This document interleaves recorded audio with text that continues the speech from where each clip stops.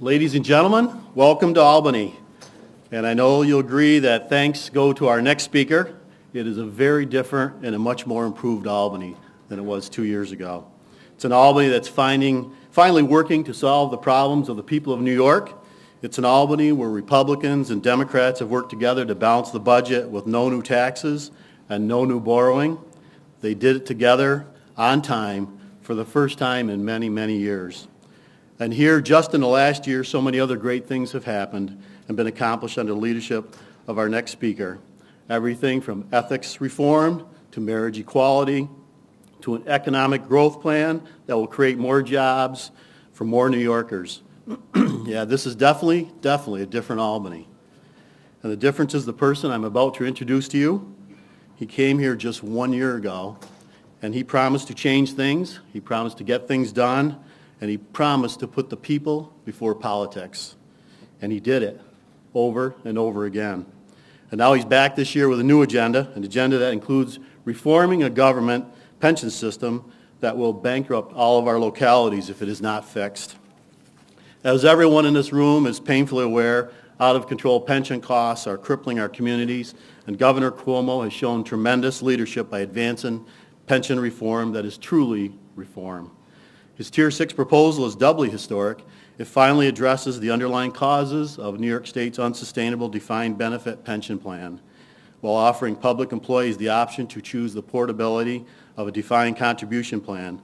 Governor, take a look around this room. NYCOM stands shoulder to shoulder with you on your Tier 6 plan.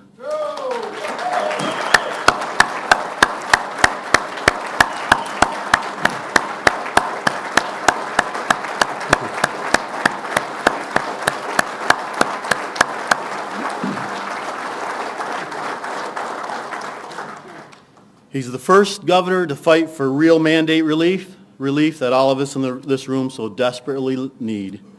Time and time again, he's shown the kind of leadership that all of us as local leaders can truly respect, strong and effective and consistent, and he's always for the people. Ladies and gentlemen, let's welcome the man who has done so much to turn New York around, to bring back independent leadership, and most of all, to let government work for the people. Let's give a warm welcome to our governor, Governor Andrew Cuomo. Thank you very much. Thank you. Thank you so much. Thank you for being here. This is wonderful. Thank you. Thank you. Thank you very much. Thank you very much. Good morning to all of you. Welcome to Albany. Let's give a big round of applause to Mayor Bill Nelson, who's done a great job as president. Pleasure. Good to be with you, Mayor. You have a really great executive director who has served your organization very well. It's been a pleasure to work with him on my end. Let's give a big round of applause to Peter Baines.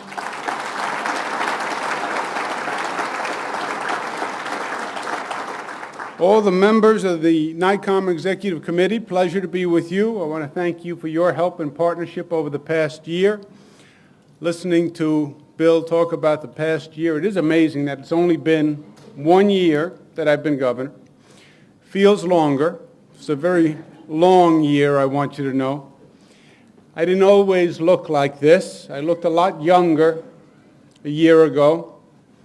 I was at an event a couple of weeks back, and a woman who I've known for many, many years, but I hadn't seen her in a while, she came running up to say hello, and she came right up next to me, and she took a look, and she took half a step back, and she was a little startled, and she said, you look, I said, the word is older. That's the word you're looking for. She said, I was going to say more distinguished. I said, yes, but the word is older.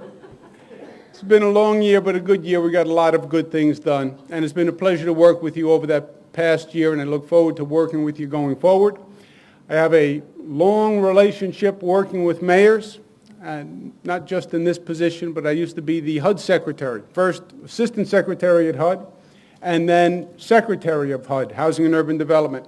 And those of you in this room know HUD is basically the agency, the federal agency for cities all across the nation. Big cities, medium-sized cities, small cities. And I was there for 8 years. And it was the home for the mayors and it was the voice for the cities. And I got the chance to work with mayors all across this country. Worked a lot with the U.S. Conference of Mayors, which is obviously the national counterpart to NICOM. Great executive director at U.S. Conference of Mayors, Tom Cochran. For those of you who go to that conference, he's been the executive director for many, many years, Tom Cochran. Great voice for the cities, colorful character.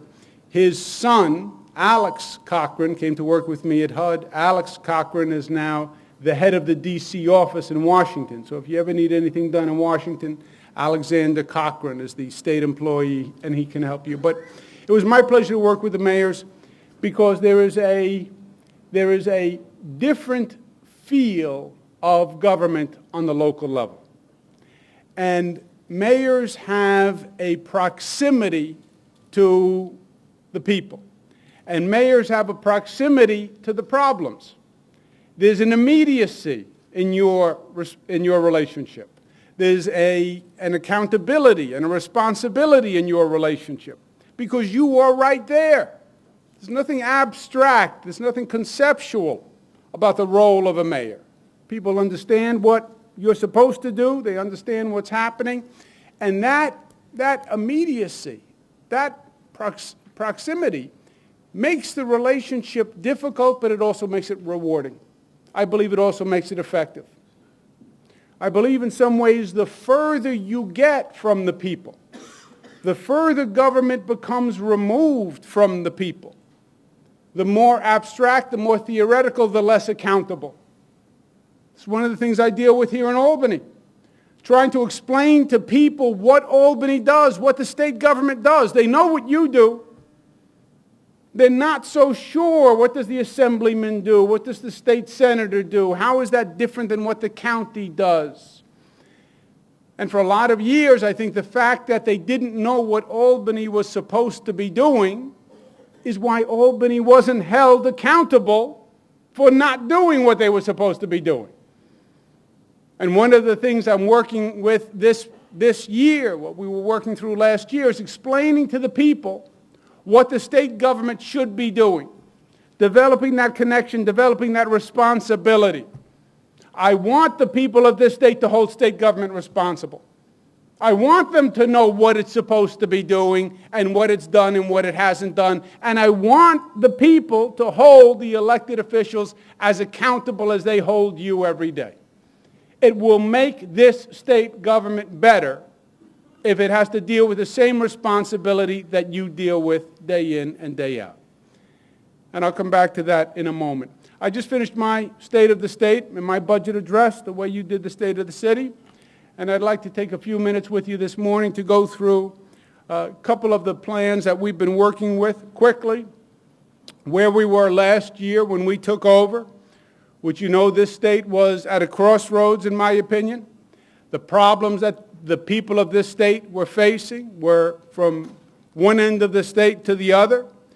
The economy created hardships which few people escaped. And at the same time, you had a state government in Albany that just was rife with scandal and ineffectiveness and had been for many, many years. And you had the confluence of both things. You had people who had real problems. They turned to the government, but the government in Albany didn't have the credibility or the capacity to actually make a difference. And I said that we were at a crossroads, and this state had a choice to make. We were either going to change the culture of Albany, or this state was going to have a different direction. But we decided to change the culture to put people first. We had a number of accomplishments. We closed a $10 billion budget gap, which was one of the largest budget gaps in history. We passed an on-time, balanced budget with no new fees, taxes, or gimmicks. And we brought fairness to the state of New York. For decades, New Yorkers were dealing with an unfair tax code. And it was this simple. Whether you were making $20,000 per year or $20 million per year, you paid state taxes at the same rate, believe it or not. $20,000 or $20 million, the tax rate was the same. It was just plain wrong. We had a simple principle. We said the more you make, the higher the rate you pay. and we enacted that this past December. Part of that was a reduction in middle-class taxes where the middle class from 30 to 300,000 now pay the lowest taxes in 58 years. That's the direction this state has to head.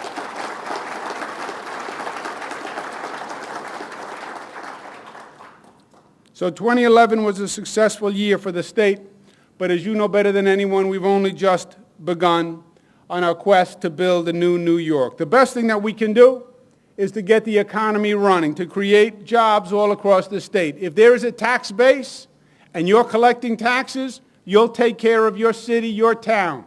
So it's the best thing we can do as a state government. We embarked on a new economic development strategy which works on two levels. First from a top-down and then from a bottom-up. On a macro level, we call it entrepreneurial government, understanding that the best thing this state government can do is attract business and have the state policies that start attracting businesses back to the state. At the same time, we understand that the economy is bottom-up and the economy is regional. There is no one economy in this state. There's a North Country economy, there's a Long Island economy, and they are different. And if you want to develop the economy, you're going to have to invest in the local economy and bring that economy together and stimulate that specific economy, and that's how the state is going to work, and you have to do both things simultaneously.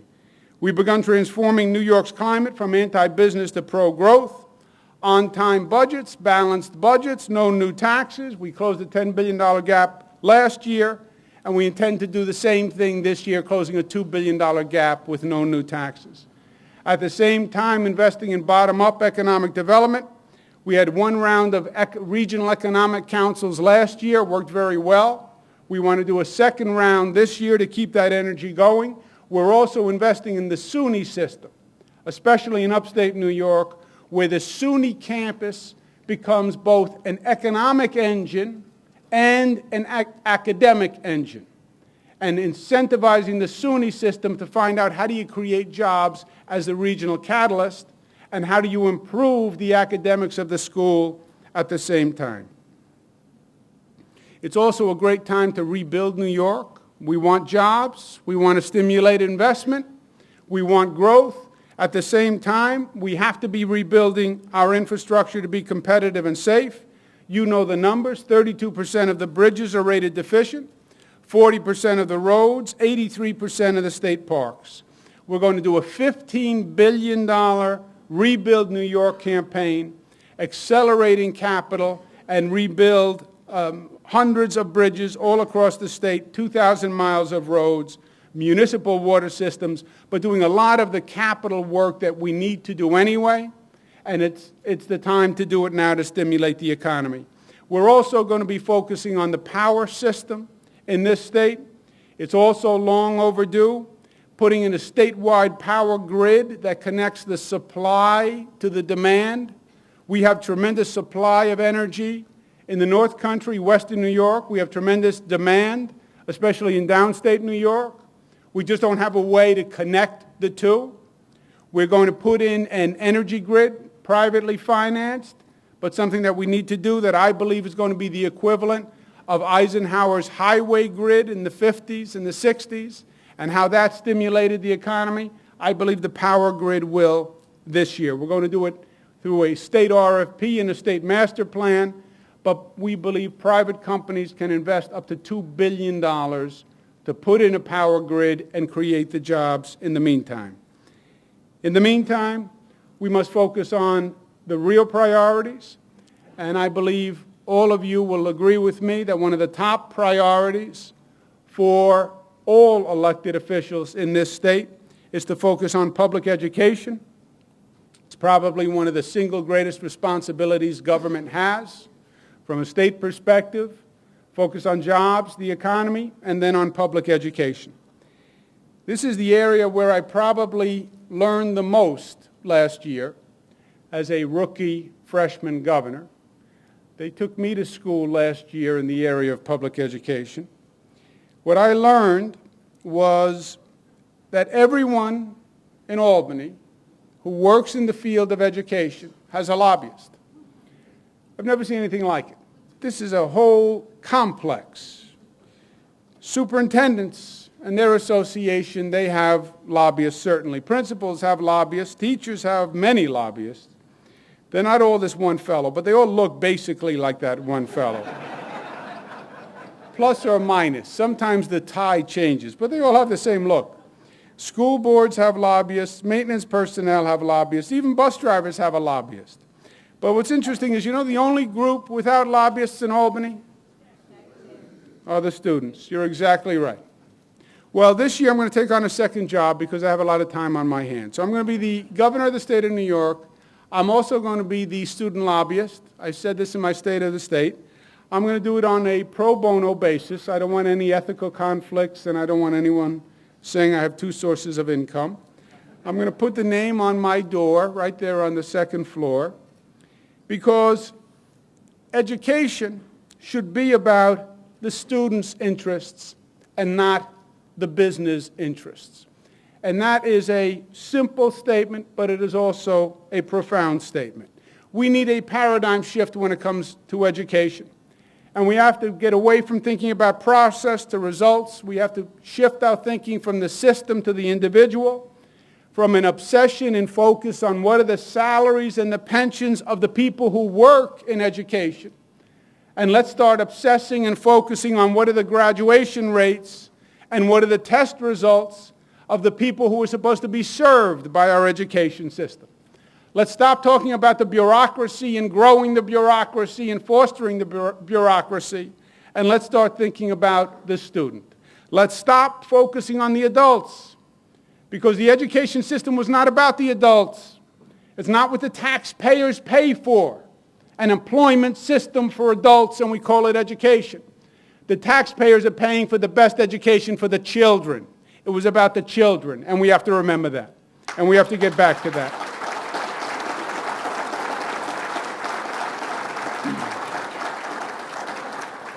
Now, probably the most profound reform we can make in the area of public education is something called an evaluation system, teacher evaluation system. Why? So we know what teachers are working, what schools are working, what school districts are working, what plans are working well, what models are working well, and then we'll emulate the success and we'll work on what's not working. 2 years ago, this state said they were going to implement an evaluation system. 2 years ago, this state qualified for a very large federal grant, about $700 million, that was a competition for states that were going to put in the teacher evaluation system. And 2 years ago, we competed, we won, we took the money, we cashed the check, we said we're going to put in a teacher evaluation system. And 2 years later, you know what happened? Zero. Why? Well, they couldn't agree. State Education Department couldn't agree with the teachers union on what exactly is in an evaluation system.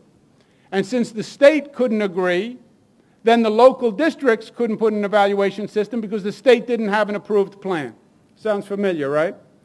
I said in my State of the State, I was going to give State Education Department and the teachers unions until February 16th of this year to agree to an evaluation system. Otherwise, I would do my own evaluation system. This made them very nervous. First of all, they didn't think I knew anything about an evaluation system. Second thing was, they were afraid I did know something about an evaluation system. Good news is, lo and behold, State Education Department and the teachers union, by February 16th, just agreed for the first time in 2 years on a state teacher evaluation system that has been approved.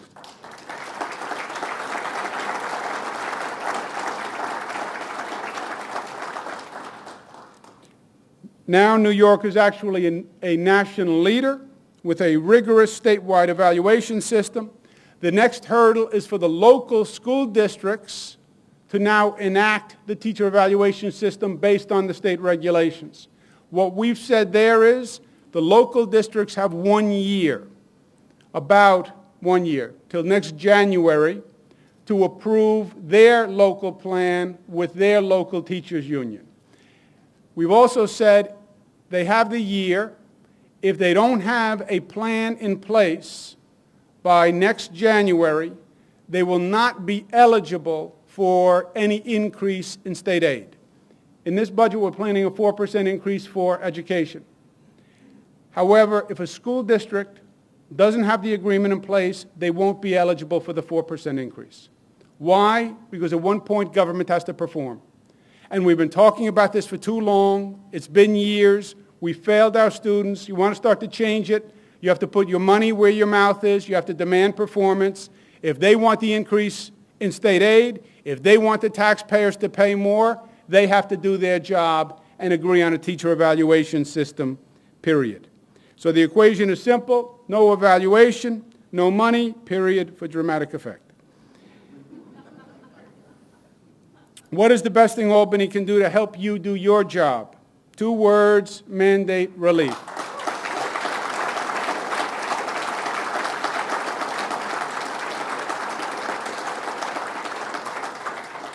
Now, for those of you who are confused by those 2 words, mandate, just so we're all clear what we're talking about, an authoritative command.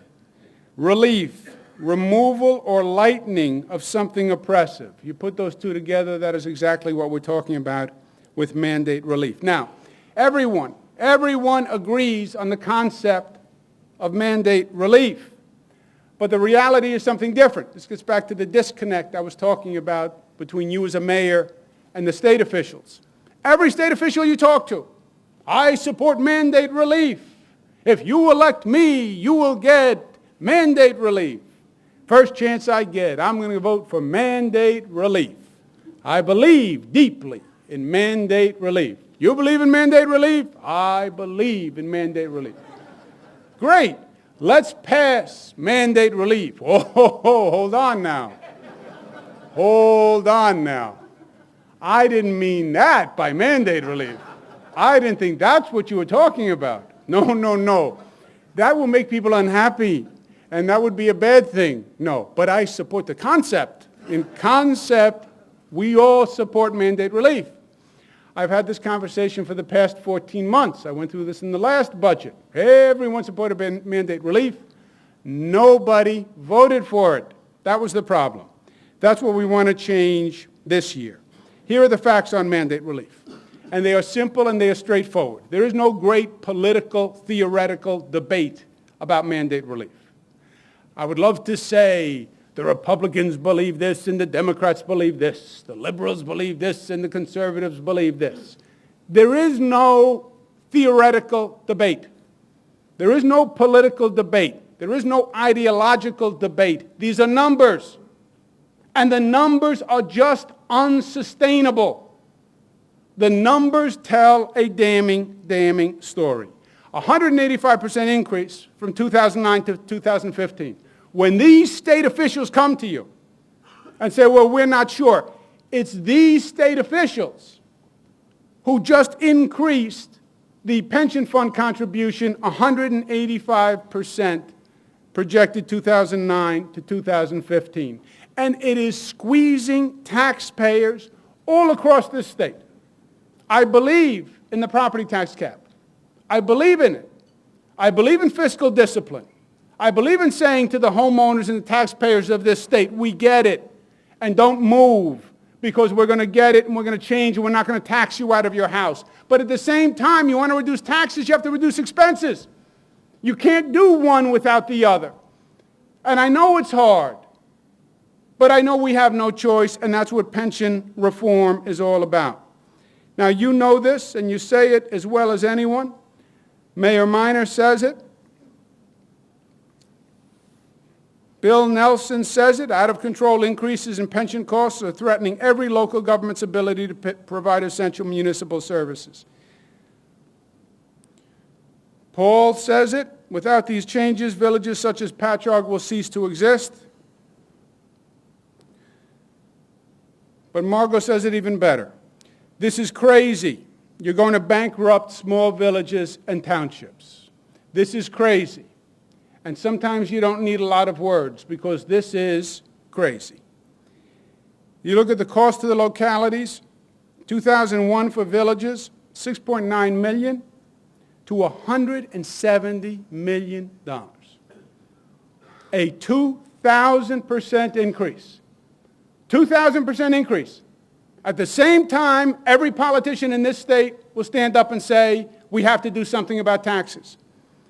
Look at the cost on cities, $21 million in 2001. 2015, $400 million, 1,800%. There will be no one left in this state, my friends. There'll be the tax assessor with no one to collect from. When you look at the cost of pensions as a percentage of the property taxes, 2001, pensions were 3% for cities of the tax collection. Projected 2015, 35% of the tax collections. We have to do something about it. We have to reduce the benefits going forward. Going forward. How can you take pension benefits from a person? I'm not proposing to take pension benefits from any person. This does not affect any current employee. This does not affect any retiree. We're talking about the unborn. We're talking about employees who don't exist. We're talking about union members that don't exist. They're not members of the union. Union says, I want to protect my members. They're not your members. They don't exist. They don't have a job. They may never exist. Well, in theory, I want to protect someone who may one day get a job and may one day join my union, and I want to make sure that they get the same benefits that everyone has today. I mean, it is absurd. It is absurd. And by the way, it's not even the way this state has evolved. It defies everything we've done for the past 50 years. We now have Tier 5. We used to have Tier 1. You had Tier 1 pension benefits, then Tier 2, then Tier 3, then Tier 4. As the economy evolved, the pension system evolved. You always had this discussion. But frankly, the special interests are stronger now than they've ever been. That's the difference in what's going on. My plan would reduce the rates and call for more contribution. It would save $83 billion in savings to local governments over the next 30 years. We also have mandate relief councils that are working all across the state. There's a schedule of hearings. I would encourage all of you to participate in those hearings. Pension reform is the single best thing we can do in mandate relief, but it's not the only thing that we can do. And we want your ideas for a robust mandate relief agenda. The scheduling hearing is, as you can see, the hearings will be all across the state, so there's a location near you, and I very much would hope that you can participate. I believe that together we must cut down the burden on local governments to make the government more efficient, and we understand fully how important the state actions are impacting on what you do. And in closing, let me say this. I believe, as the mayor said, that New York is on the way back. We have made great progress, and this state is on a fundamentally different trajectory than it was just 14 months ago. These are major reforms, and these are not little changes. These are all major changes. What we did last year, what we're proposing to do this year, these are major, major changes. Albany was broken on a fundamental level last year. We didn't have an option of tinkering around the edges. If we had just tried to tinker around the edges of Albany's dysfunction, for sure that would have failed, because it was not a small problem. In the housing world, this was a tear down. It didn't matter to put a new coat of paint on the house. The foundation was rotted. So we started to change the very culture of Albany last year. And we're continuing this year. But make no mistake, the change is hard. We all say that we support change. And we all say that we want change. But that's not what we really mean. We say we need change. We really mean other people need to change. You can go to any husband and wife couple at any kitchen table any morning say, do we need change? Oh, yes, we need change. A lot of things need to change. Really? What kind of changes? They'll list the whole change. Changes will always be about the other person. The other person is the problem. The other person has to change. For ourselves, we're doing okay. We like control. If only she would change, we'd be fine. You take a government, you have that same phenomenon on a larger level. You have that on a magnitude, exponential magnitude. And that's what we're dealing with here in Albany. And the change is hard. And change comes when you make it happen. And this kind of change is only going to come if we do it together. Because look, what we're really talking about is not just changing a program. We are trying to change the very culture of Albany. And we're trying to change the very culture of state government. And this state government has operated this way for 15 years. And this is a different culture. And this is a different way of thinking. When I said to them, look, I want to make the state government actually work for the people. I want to give it that same level of responsiveness that you have in your relationship with the electorate. That immediacy where they come up to you today and they explain the problem today and they want an answer today and they want a phone number to call you today. This state government has to get that. And it's a long way from that. This state government runs programs. And it's controlled by the business of the program and the industry of the program and the money in the program. And the money of the program runs the political system. I'm trying to say these programs were not an industry that we were supposed to perpetuate. The programs were a vehicle to help people.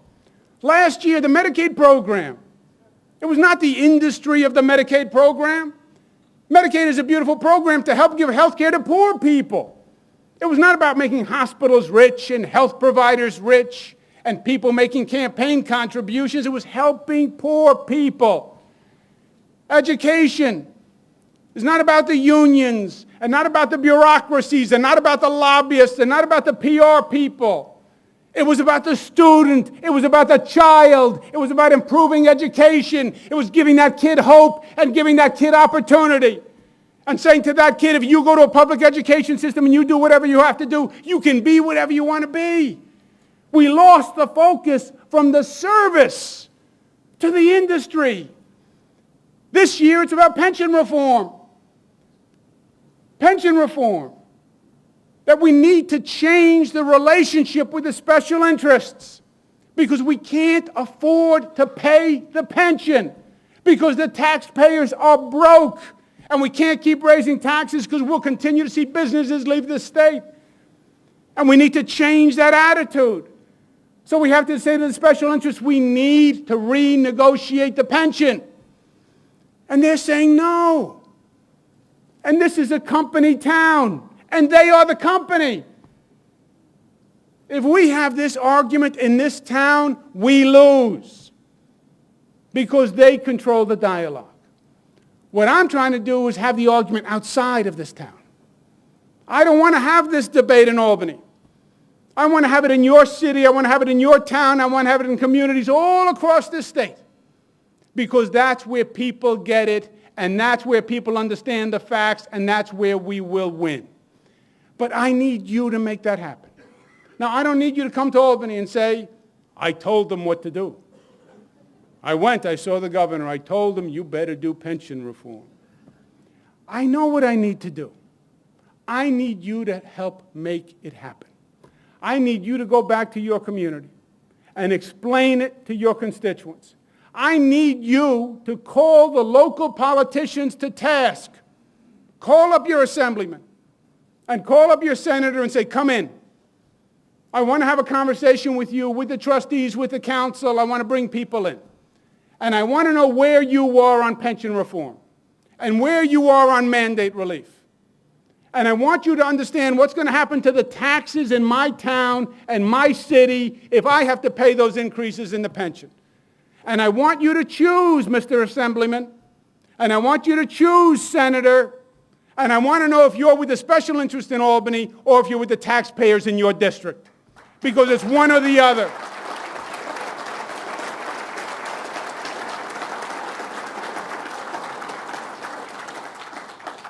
It is one or the other. I need you to make that happen. I need you to make it happen. I also believe this. I believe at the end of the day, we have made great progress from last year. And we have the wind at our back, and we have a momentum. And I think the politicians in Albany are starting to get it. They're starting to feel the connection with the people again. They are feeling the connection that you take for granted. They're feeling that immediacy. They're feeling that feedback. They're in the supermarket and they're pushing the cart and somebody walks up to them and says, oh, by the way, I understand the governor's proposed this, and what are you thinking? You know, they're starting to get more responsible for their actions. But we have to take it at a new level. Because this pension reform will, if we do not do this, we could literally bankrupt the state of New York. And we could bankrupt towns and villages and cities all across this state. Or we will force tax increases that will just drive people from this state in droves. I believe that.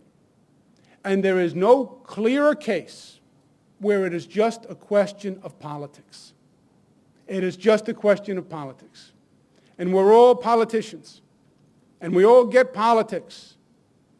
And we all are in the system. And we understand how the system works. But there is still a right and a wrong.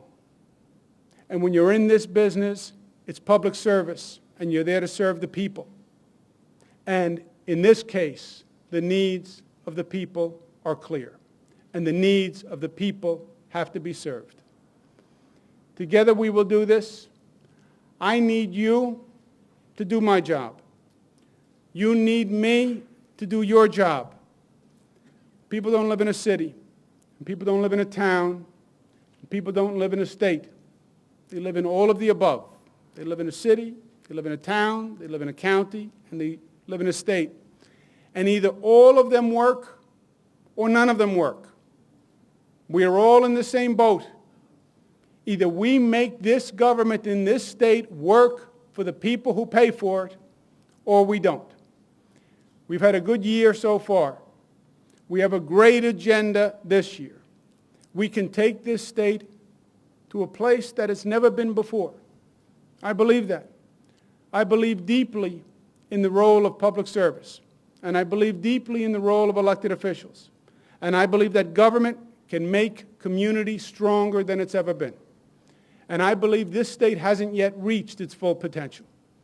And they talk about the great old days of New York. I think the best is yet to be. And I think you, me, our other colleagues in government, working together can bring this state to a level that we've never achieved before. And leave this state a better state for my children and for your children and for your family than it's ever been. It is my honor to serve with you. I put my hand out in partnership to join you in this noble crusade to make the Empire State the best state in the nation. Thank you, and God bless you.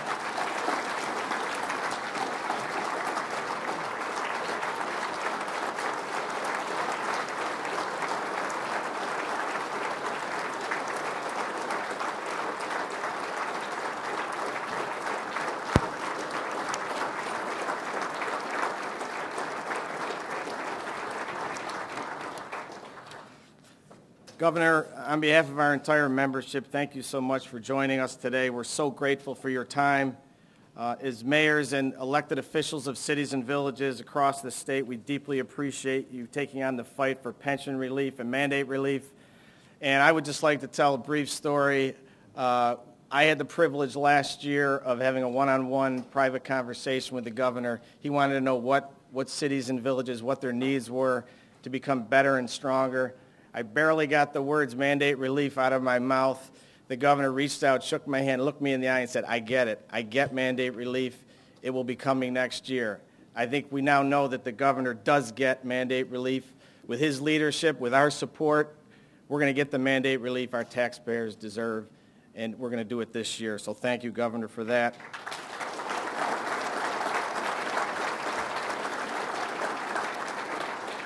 To our members, I encourage you to visit the NewYorkGetInvolved.com website, and also, I know many of our members have already attended mandate relief hearings, and there are more to come, and I encourage you to participate in those. Thank you, everybody, for being here today, and lunch will begin across the hall at 11:30. Thank you.